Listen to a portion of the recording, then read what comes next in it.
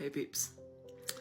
Well, if you're anything like me, you may have been wrestling over the last week about relationships you have with friends, family, neighbors that are Trump voters.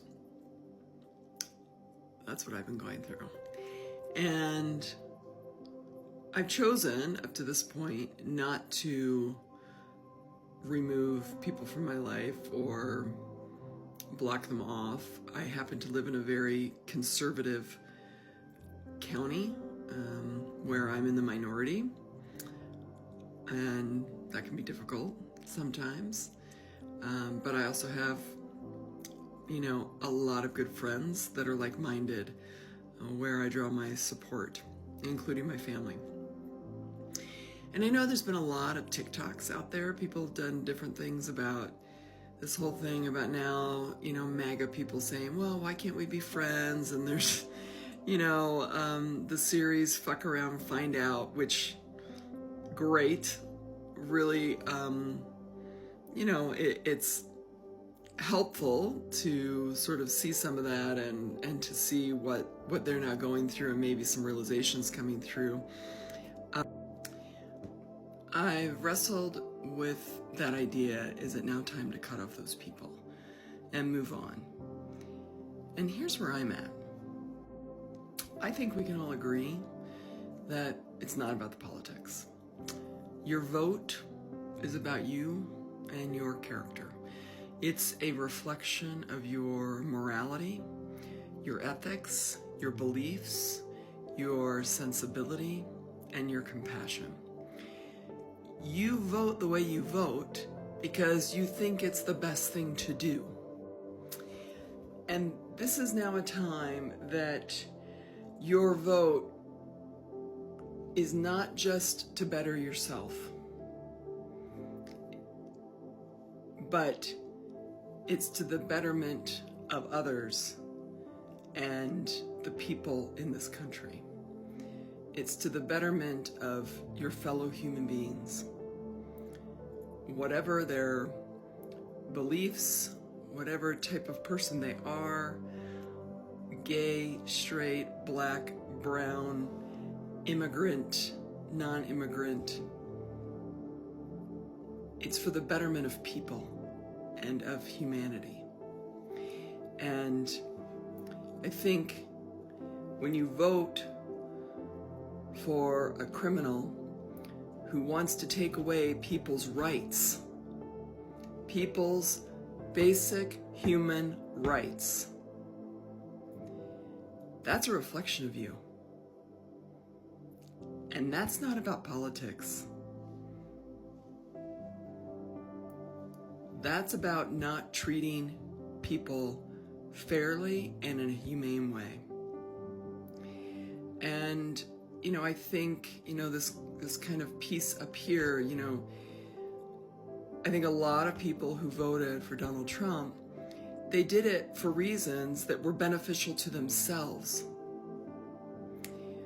Whereas people who voted for Kamala Harris really voted for reasons that never may impact them personally, but would impact all the people around them, including people they love, including friends and family, including people in the communities, and including people they have never met that live in this country. And that's a fundamental difference between people. And one of the things I've really had to dig deep and look at and remember is that we are all on our own journey in this lifetime.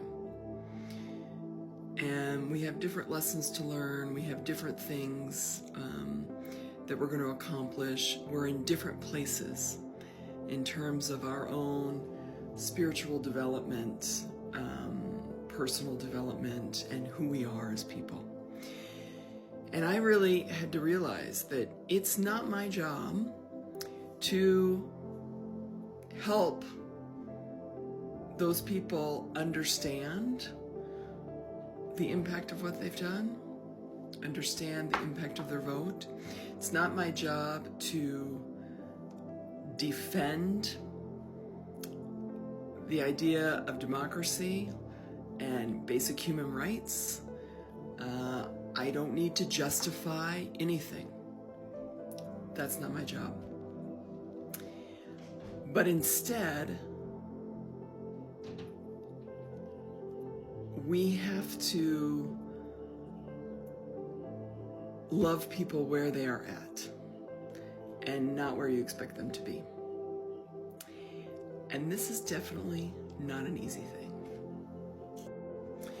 So what I see now as my role, and this is the approach I'm trying to take, is to extend love and light to the collective, to those friends, families, neighbors who voted for Trump, who put us in this situation. I'm not trying to understand why. I'm not trying to reason it. I don't want to have discussions with them about it. I need to extend love and light to the collective. I need to remain positive because ultimately we're going through a large shift. And I have to help create a foundation where at some point we can all come back together and be unified and be cohesive. We've lived in a terrible,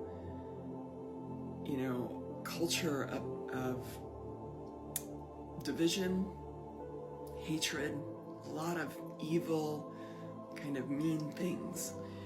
But it's not going to last forever. And we have to create space for the opposite to occur. And it doesn't mean that I'm going to turn around and go be besties with all these people, or that I might, try to strengthen the relationships or friendships. That's not what it's about. It's just really working to extend love and light and to remain positive and still remain very steadfast in my own belief in people and in humanity and in democracy and this country. And so this is the quote right now that is my reminder. And it's Martin Luther King. Darkness cannot drive out darkness. Only light can do that. Hate cannot drive out hate. Only love can do that. So that's where I am. Thought I would share, and I know we're all in different places, but thought this might be helpful to others.